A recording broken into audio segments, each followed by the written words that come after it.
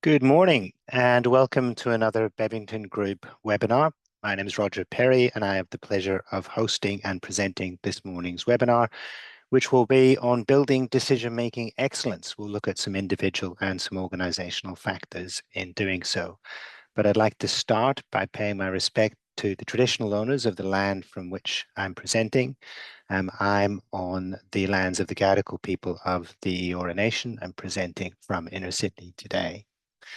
So this will take about 45 minutes. It is possible to send us some information or send us some requests for question answering.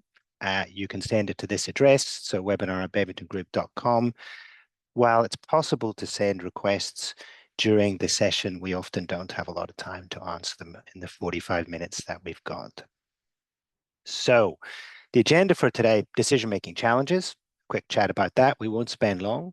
Some features of good decision-making drawn from the research, but definitely very consistent with our own experience as operating model designers and process engineers. Features of good decision-making will be an important consideration because it's a bit of a checklist. And now then we go to some of the research, which we think's very useful to look at. So 5 traits that enable decisive leadership. This will be a conversation which overlaps a little bit, but not much with some earlier webinars, but where there's good reference into earlier material, I'll direct you to it. Then we'll go to how to build your skills, some thinking about what you can personally do.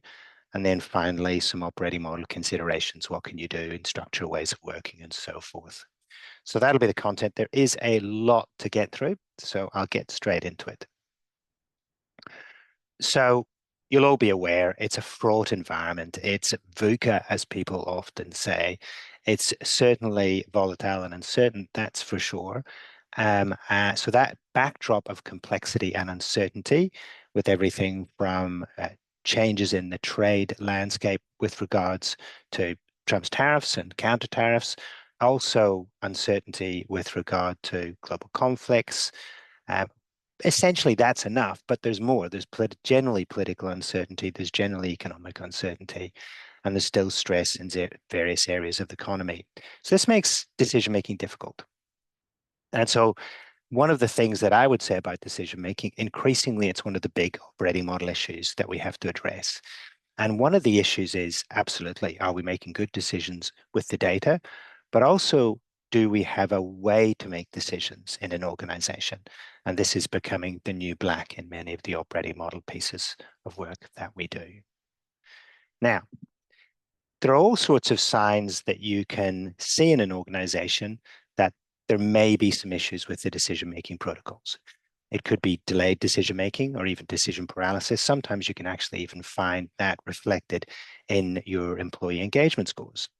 You can make suboptimal choices, which actually might be obvious to a lot of people at the time, although as you will see, it's not always possible to judge the quality of a decision based on an outcome.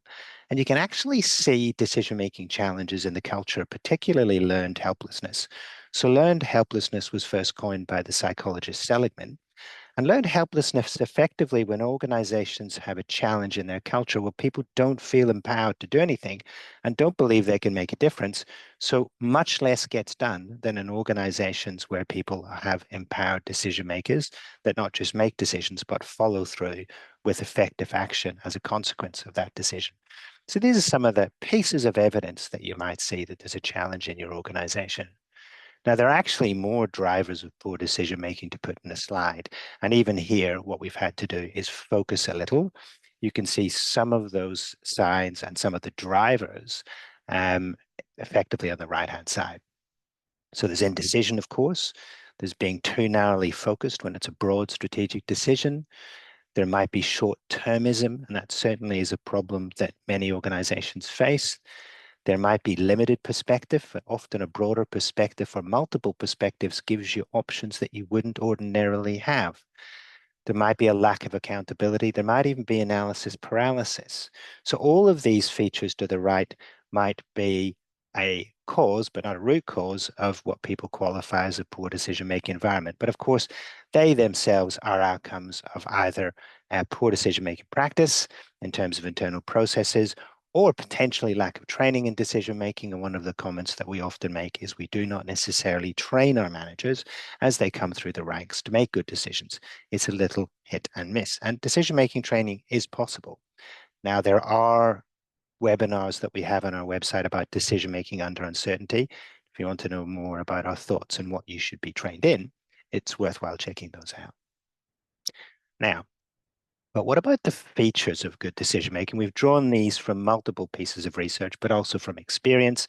And I should say, with regard to research, they're at the back of this pack, and it will become available. You'll find that there are a lot of references, but some of the key sources are down the bottom. So clarity. A good decision is clear. It's clear about the problem or the opportunity, the scope, the options, and the criteria. I'll talk a lot about criteria in a few minutes' time because often there are too many and that creates a problem. So that's pretty obvious. So I won't talk too much about that. Timeliness. So it is possible to delay a decision to the harm of the organization or personally to ourselves. So good decisions are made at the right moment. That doesn't mean rushed, but it doesn't mean delay a decision that could otherwise be made and action can happen before, for example, competitors get hold of an opportunity that you're about to miss. Amazon, to help with that, uses the 70% rule. Make the call with most, not all of the information, and you can correct course if necessary. We'll talk a little bit about course correction and openness of course correction. And the psychological findings actually are interesting around cognitive flexibility, and that's one of the features of course correction. But 70% information is a good guide. Now, one of the challenges that organizations often have is accountability. Who's responsible for making this decision? So if we're all getting in a room and it's not clear which role has responsibility for making the call, that can materially delay decisioning. It can also actually create cultural problems to the extent that it frustrates people where they think they have a role or a right that doesn't get acted upon. So directly responsible individuals are often used in many decision-making models. So lots of people can advise, but ultimately there's someone who has to make a call. It can also be true that you have directly responsible committees, but that's a whole other subject. Now, actionability. The decision should be actionable because the organization that does things generally does better, in the sense that no action is effectively going to lead to a route that's less adaptive. Takes us to adaptability. So decisions do need to be made flexible. And we'll talk about type 1 and type 2 decisions. And one of those types of decisions are decisions that can be adjusted and backed away from or otherwise redirected. So this is important. I mean, Netflix is an example. It pivoted from DVDs, which was its early strategic positioning, to streaming. That's a classic example. But the ability to adjust, to remain flexible is very important, both for us personally and also for the organization itself. Now, effective leaders have a degree of self-awareness. Self-awareness means that you know your own biases. Now, there's something called Johari's window, which is basically a 2x2 matrix that talks about things that we know ourselves and things that others know. Sometimes it's good to get a sense of how we make decisions from others, get some feedback. But certainly Daniel Kahneman has a checklist of biased decision making. There are lots of books by Daniel Kahneman that are good. There's also an article in the HBR.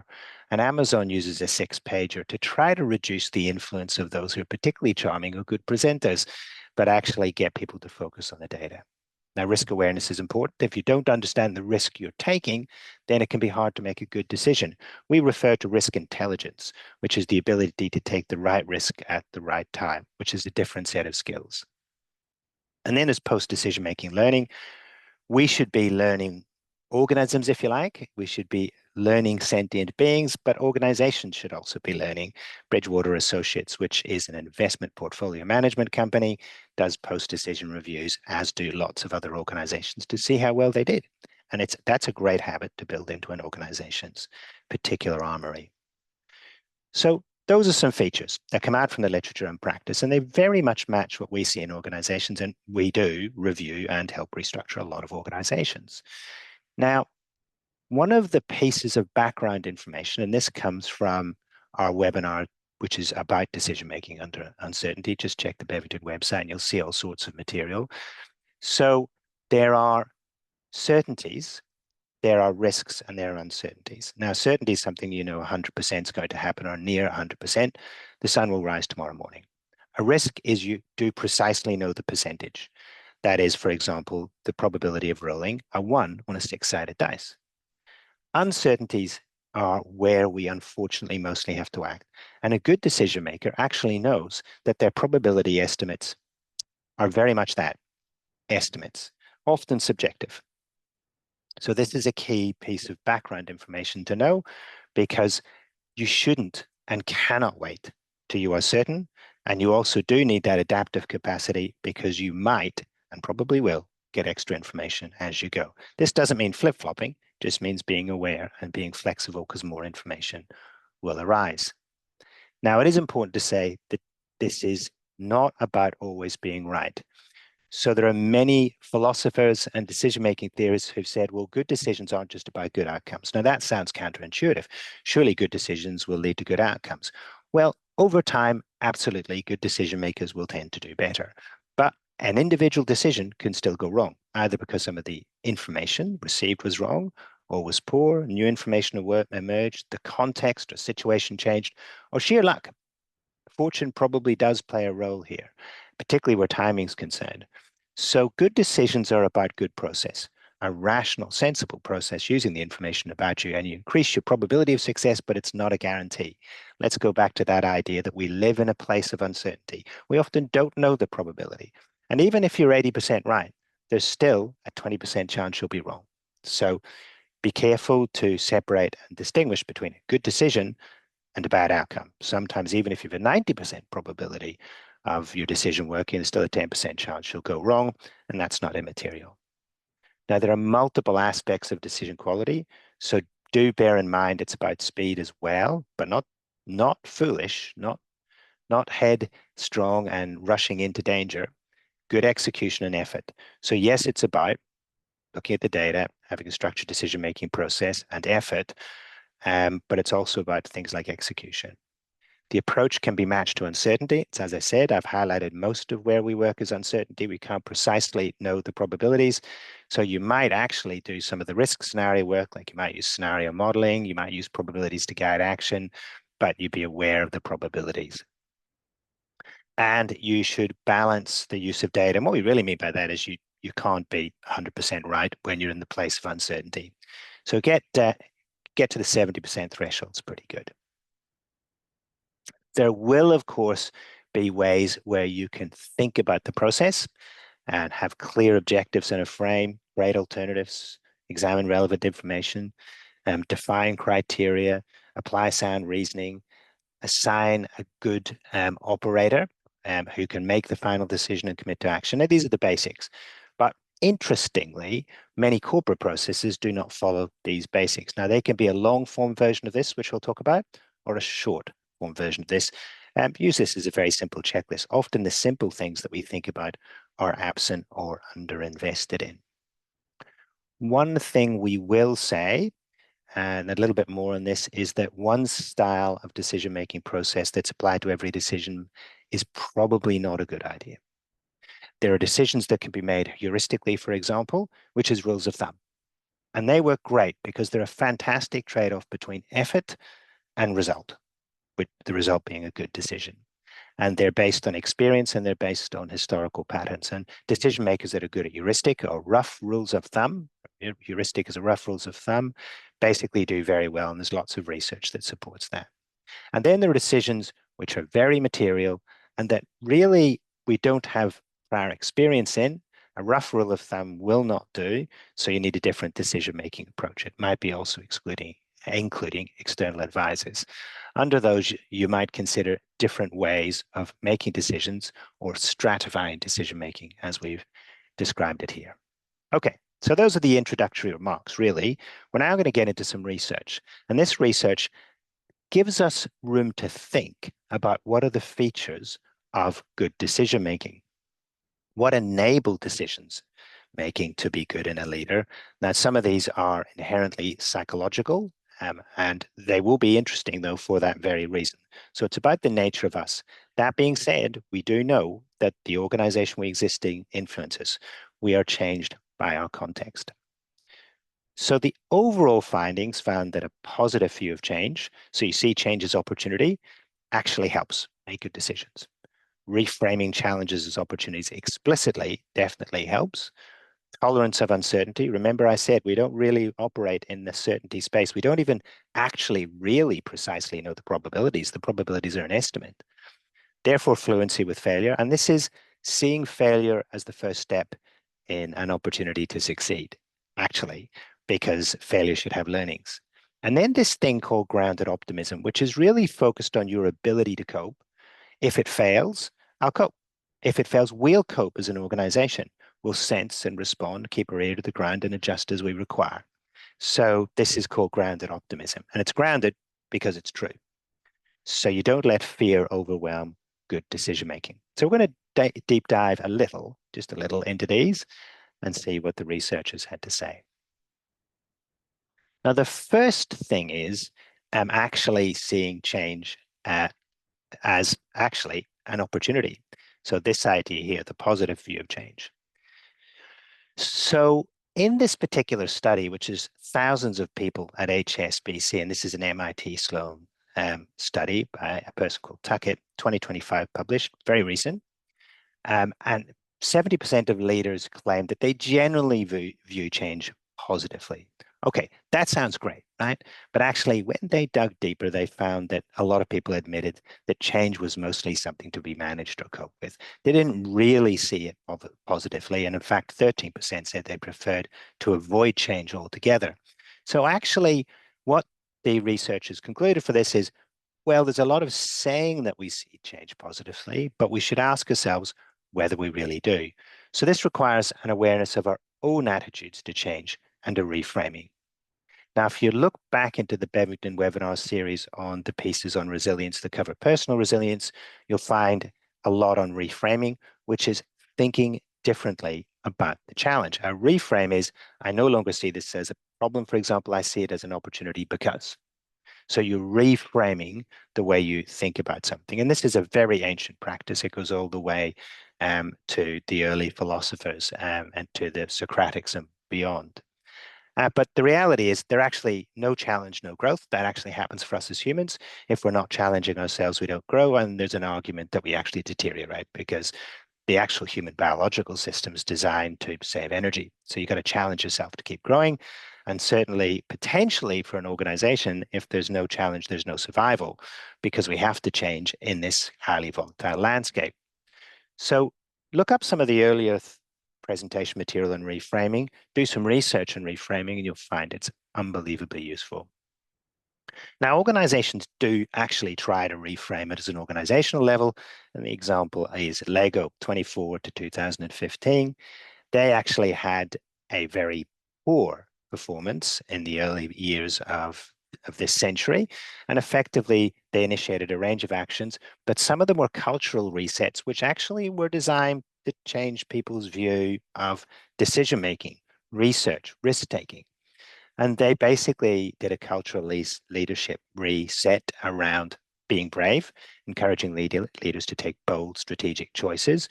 This is, of course, damping down the fear. It's seeing change, but it's seeing decisions as an opportunity, being curious. So we make better decisions if we're curious. Curiosity is a superpower, as is decisive decision making. But decisive but flexible, be prepared to change your mind. And there's a lot of research that psychologists talk about mental health, where cognitive flexibility is actually a feature of good mental health. And be focused. Right? Don't be so scattered that you can't focus on making a decision. Just like good strategy is about focus. You can't do everything. So decide what you're going to do and what you're not going to do. Decide what decisions you think you need to focus on. Essentially, this worked. Now, of course, there's a lot more behind this story, but Lego experienced a consistent revenue growth of 10% over 5 years. And certainly leaders in the case material in this do account this particular cultural reset, which had to do with attitude to change, exploration, and decision making as being an essential part of that particular story. Now, I've mentioned reframing, and reframing challenges the researchers have pulled out. So basically, it says uncertainty brings opportunity. 74% of the people said that, which is fantastic. So that means, well, that should be a good thing. But what that really means, it should translate to the 61%, which embracing risk even when it doesn't pay off.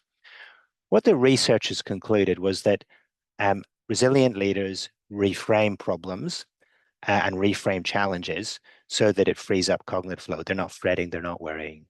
They actually see surprise as a possibility, not a threat. So something new happens, it's different. Okay, oh my goodness, that's a threat, or oh my goodness, can I respond faster to that than anybody else? They often consciously practice this by putting themselves into situations where the unexpected happens. Um, this is sometimes called in some of the literature a stoic adventure. So, stoic adventure is something that stoic practitioners do. They put themselves on travel, for example. You don't know what'll happen, or travel on a budget. You don't know what'll happen. So, you're testing your ability to react. And actually, people do practice stoic adventures, which is practicing their ability to see changes and challenges that arise as opportunities for growth. So it's good to ask the question, what opportunity is hiding in a particular piece of disruption? And I love that word disruption because with AI, of course, there's every possibility that we're facing a very disruptive environment. And of course, you know, as I mentioned earlier, the economic environment, certainly from a trade perspective, is fraught. So there are lots of examples. I'm not going to spend too much time in these just because of time, but in this example's CarMax and basically AI use was one of the options that they pursued very, very early. They actually looked at analyzing lots and lots of customer feedback data. And they did that early. They took a risk. They used a structured decision-making process to do so, but they reframed the problem as an opportunity, essentially. Now let's talk about uncertainty. So I've made a big deal about the fact that actually, even when you estimate a probability, that probability is still uncertain. So we actually live in an uncertain world. So kind of accepting that uncertainty is actually not just good for your mental health, but really good for your decision making. So what we're doing is we're tamping down those cortisol chemicals in our system that actually get in the way of clear thinking, that narrow our focus. So stress and fear, we know, narrows focus, narrows our attention. We want to be pretty expansive. Now, the research on this in terms of how good people are at this, or certainly this particular study, indicated not so good at this one. So many said that unforeseen events upset them. So they said it was characteristic of them to feel upset, and by upset, often think stress. So, and some of them admitted, a lot admitted, to avoiding decisions altogether because uncertainty made them comfortable. Uncertainty about what's going to happen if they do nothing, and uncertainty about what's going to happen if they do something. So accepting the fundamental uncertainty that exists in life, in business organizations, in government organizations, in not-for-profits, in every enterprise is an extremely important cognitive skill because it tamps down the stress so you can think more expansively and more calmly and potentially enjoy the decision-making process, which is certainly something I try to do. I've got too many decisions, but try to enjoy the decision-making process and make that call and practice that's helpful. So most of life is uncertain. Much of what you do differently will be somewhat experimental, therefore. So the researchers actually pointed out that those who treat decisions as experiments actually do pretty well. So essentially, decisions as experiments, thinking of all your decisions as an experiment, you're not entirely sure, means that the uncertainty won't stop you making a decision. But fundamentally, you're embracing the uncertainty that is life. Now, one of the ways an organization deals with this is Jeff Bezos's one-way door and two-way door decisions in Amazon. Now, this is to stop people basically not making a decision because of uncertainty or making a decision more slowly. Now, this affects many of the attributes, not just this particular one, but essentially a one-door decision is you make it very hard to go back. Okay, actually really do stop and take a long time to do it, particularly if it's a big impact. Two-way door decisions, you can sort of reverse them, back out, you can adjust. And a lot of decisions are actually two-way door decisions. You can actually adjust. You can reframe. You can think differently. You can get a broader amount of information, seeking ideas. You've got ways of moving back and forth here. So that's a really important way not to freeze. And it's for them a really important way to push decision making down in the organization. If someone learning to make a decision makes a mistake, leadership actually says, well, okay, we're not going to beat you up about that. Now, the 70% information rule we've talked about, that just makes sure that you don't really get yourself in trouble by having analysis paralysis. Now, all of this essentially leads to a stress reduction via action. And one of the best cures for stress is action. There's actually Japanese therapy, which is action-based therapy. It's a very interesting read. The second best is actually reframing, which I talked about earlier. So think about things differently. It's like Shakespeare said, there's nothing good or bad, but thinking makes it so. Okay. Now, comfort with uncertainty is important. Accepting that 70% is important, understanding whether decisions back and forth is important. All these things are important, but comfort with failure is very, very important. So in the research, 83% of decision makers said that past mistakes made them better decision makers. Well, if that's true, you can actually think of mistakes as a first step or a second step or a third step to success. Now, of course, you should reflect and learn. That's the critical part of that. Otherwise, we're fooling ourselves. But there's a quote attributed to Thomas Edison. We don't really know that Thomas Edison was an inventor, had labs, ran lots of experiments that didn't work. And he said, I have not failed. I've just found 10,000 ways that won't work. In other words, failure has taught me. It's also important to accept that if there's no failure, there's no innovation. You can't really, in a world with that inherent uncertainty, guarantee success. And corporate decision-making models that insist on success for every single decision are flawed and will create nervousness around decisions and freeze. So encourage teams to share regrets, grow from their mistakes, learn from their mistakes. We'll all make them. What you want to do as a leader, just make sure we're learning from them. This is an interesting one. This is SpaceX. And they actually fundamentally, the reason for SpaceX is we've all seen the rockets blow up on the pad. This is a tolerance for failure in order to make progress. And they have made progress. So there's research that basically says, why are SpaceX going faster than NASA? Risk tolerance is some of the conclusions in that research. It's also, we popped up here, some of the approaches to taking a risk that SpaceX do. And they go, well, they've got these 5 steps. They make the requirements less dumb. Don't overcomplicate your requirements. They delete things that they don't need. They simplify their design in everything. They accelerate cycle times and they automate. So they can actually make more mistakes faster, effectively. The rocket can blow up, but then more rockets gets launched. And you'd have to say they're a pretty strong force in that market, to say the least, if not overpowering. Okay, grounded optimism. Okay. This was the most critical trait for navigating uncertainty. And look, the way I would describe this is you believe this is hard, but I can cope. This may go wrong, but I can cope. Still better off making a decision. And it's this belief in your ability to adapt. And this, I think, is a wonderful leadership style to back into many of your change management programs. Don't promise to staff that hard things will be easy. Tell them it's going to be hard, but express confidence in their ability to cope and give reasons. So in high pressure situations, attitude is strategy. And another trick here is not just saying I can cope, but cope by focusing on what you can control. Some things you can't worry about. They're beyond your control. You live in an uncertain world, but you can control your own actions. You can take actions which improve your odds, and that's what you should focus on. And that's fundamental for grounded uncertainty, that ability to focus on what you can control. So this is a hospital example, which is a published example: high employee burnout, low staff morale, pressure from budget constraints. We've got that here in Australia too, and a tense organizational culture. So they did an intervention, and this was about modeling grounded optimism in leaders. So leaders were taught, staff were encouraged to express gratitude. What's right in this situation? That's a cracker question to ask. What's right here? Not just what's wrong. We tend to focus on what's wrong. There are actually evolutionary reasons if that's the case, but these days, what's right's a just as good a question, if not more important. Leaders practiced and demonstrated resilient optimism, and resilient optimism is grounded optimism. So this might be hard, but we can cope. And they had positive communication habits about it.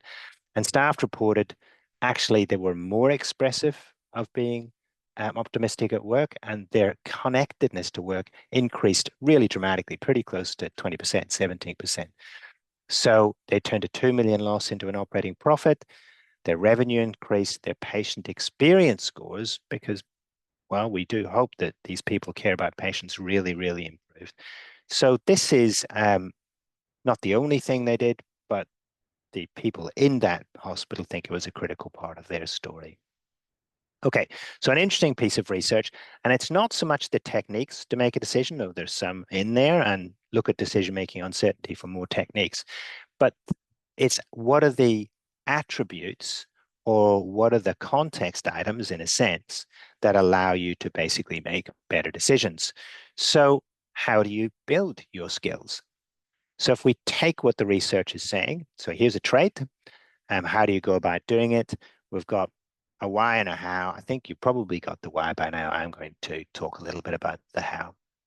So embracing change, this is practice.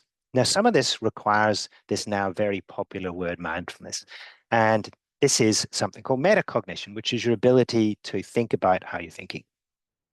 Metacognition. And it's an absolute superpower if you can enhance your metacognition. So if you can see yourself viewing change as a threat, try to consciously see it an opportunity. Describe to yourself, brainstorm, why might it be an opportunity? And one of the opportunities for all decisions is, at the very least, it grows your decision-making skills. Decision-making needs practice. Like all muscles, you do need to work them. So view change as an opportunity and bear in mind that the failure is okay, which we'll come to. Reframe challenges, right? Now, to view change as an opportunity, I think this is very tightly related, right? Because they just are, but they've separated them in the research. You can use decision logs. This is a way to be more mindful. I made a decision. This is how I thought about it. And you can start with, how am I responding to this? Am I seeing this as a threat? Do I feel anxious or do I feel excited? You can actually reframe anxiety as excitement as well. That's another little hack. But the reality is that decision logging improves your own awareness of your own decision-making style. And then you can ask yourself questions like, what opportunity is hiding in this challenge? Tolerate uncertainty. I remind myself every morning that the world is uncertain. I remind myself every morning that bad things will happen. So, and why? Because that's the reality. It doesn't make me feel sad or depressed. It's just used to accepting that. In fact, I'm much more grounded during the day as a consequence. And that actually is really what they're talking about. Accept the uncertainty that exists in reality. So one trick is treating decisions as experiments, and other tricks, Bezos' 70% rule, to make sure that an intolerance of uncertainty won't lead to decision freeze. And decision freeze is one of those things that we often see in employee feedback surveys, which are employees saying that we don't make decisions around here, or we don't make them fast enough. Fluency in failure. Accepting that failure is part of the journey is an important part of being an exceptional decision maker. That doesn't mean you seek it. You should be learning from your mistakes. If you're going to have a mistake, it's a price you paid. So learn it, get the value from it. So this is treating failure as feedback rather than identity. So NASA, although they're risk intolerant in some senses relative to SpaceX, but nonetheless, they do train in routine failure simulation and do an excellent job at it. One way you can deal with this is premortems and postmortems. Now, postmortem is pretty obvious. What happened? What can we learn? A premortem is actually think about, imagine this has failed. Look forward to the future. Imagine this has failed and figure out why and what we could have done different. It's a good way to do some risk analysis, a bit like scenario planning. Premortems are a very cool way to think about a decision that might fail, particularly useful in high stakes decisions. Those one-way door decisions, kind of handy there. And lead with grounded optimism, which is often at odds with risk-averse cultures. And bear in mind, an unwillingness to embrace a risk or make a decision is possibly the highest risk position you can take. So in this case, attitude is strategy. So model grounded optimism. Model focusing on what you can control rather than worrying about all the millions of things that can go wrong, but doesn't mean ignore it. It means scan for it, adapt to it, just don't worry about it. Focus on what you can control and have that attitude, which is, this is hard, but we can still do it. So these are some factors that you can consider in your own personal development, and they're a great checklist. You could actually pause for a few weeks each evening and check, how did you do? How did I do in each of these traits? And try to build that muscle. You can change how you think about things. There's no question that is actually the basis of cognitive behavioral therapy, a very statistically significant therapeutic technique, and also others like acceptance and commitment therapy. But here's a little piece of advice that I often give back from when I was a student of psychology, which was my first degree. Now, basically, I was taught by a, a psychoanalyst, actually, whose specialty was stress, especially was anxiety. And he said, after 40 years of doing this, he's basically learned three things for dealing with short-term stress so you can make good decisions. Reframe, talked about that, which is if the worst happens, can I cope? Of course I can. Can I find a way to make a positive a situation? Reframe the situation. It's not a problem. It's just part of life, and this is an opportunity to grow. Great way to reframe. Keep your sense of humor. Laughter is unbelievably important. So if you haven't got a sense of humor, I say develop one. Watch comedy, read funny books, grow your sense of humor, laugh. Laughter is fantastic. And of course, build a plan. Having no plan is much more stressful than having a plan. Have a plan, execute to the plan. So three things that will help enormously. And the first two are enabling so you can make a decision. And of course, having a plan is making the decision. You'll feel less stress if you make a plan. Now, sometimes people get stuck in decision-making complexity. So a few pieces of advice on that. There's some interesting research on satisficing. Satisficing is a strategy that says, look, optimizing, getting an optimal outcome, considering hundreds of factors, balancing them out to get an optimal outcome for some decisions is just not helpful. And satisficing can work out best. And in fact, there's research on all sorts of decisions, including actually life partners. So it's pretty important stuff where you know what your minimum thresholds are. And now that does take wisdom. You know what your thresholds are. And then you basically choose the option that first meets that threshold, because otherwise you'd be waiting around forever for the best possible option. Really good when there are lots and lots and lots of options and it takes time to go through them all. So, okay, satisficing as a strategy. Then my favorite, vectoring. So vectoring is where you address this challenge. Whereas satisficing may be too many options, but you're pretty good on your criteria. Vectoring is, okay, I've got too many criteria. I've got tons of criteria that I've got to weight and rate. You'll be familiar with that decision-making technique. And it's not giving you an answer because so many of the answers are subjective, and even the weighting and the criteria is pretty subjective. So it asks this question, vector in on two criteria. What are the two most important things to you, and make the decision based on that. So if you're getting stuck on deep decision, vectoring, vector in. And then there's posturing. You can actually think about whether I want to optimize, which is high energy, although AI for some decisions is going to make it much better for us. When I want to maximize an outcome, which is basically I want to maximize the minimum gain. So, or I want to mini-maxing, which is minimizing the worst possible outcome. So one's about minimizing risk, the other's maximizing gain. Where are you? Now, the reality is for posturing, and I think about the first two first, satisficing and vectoring are actually far more useful. But what they're really saying is posturing is think about three things: the risk you're taking, the reward you're going to get, and the resilience that you can build by making the right decision. So sometimes all three are useful. And thinking about resilience actually is really handy from the perspective of reframing. Even if a decision goes wrong, you've become a more resilient person by building your decision-making skills. What I do start most people on is basically thinking about vectoring and satisficing because it's kind of handy. These don't apply in all situations. They're really in positions where you're stuck. Okay. Now, we all operate in organizations that, as I said, your context affects your decision-making quality. So organizations should think about the type of decision and have different processes. As process engineers, we learn that if you have different pipes or different queues for doing things, you are often better off than having a single queue because the nature of the things that you're processing or the decisions you're making are different. So have different ways to make decisions and potentially teach it. Actually, we talk a lot about mission-directed leadership, which is a situation where You actually teach people and coach people consciously to make decisions within bounds. And this is, there are a few rules which are unbreakable, and there are some guidelines, and you coach and teach people to apply the guidelines in order to achieve a clear mission. This doesn't just happen. It's conscious coaching and it's conscious staff development.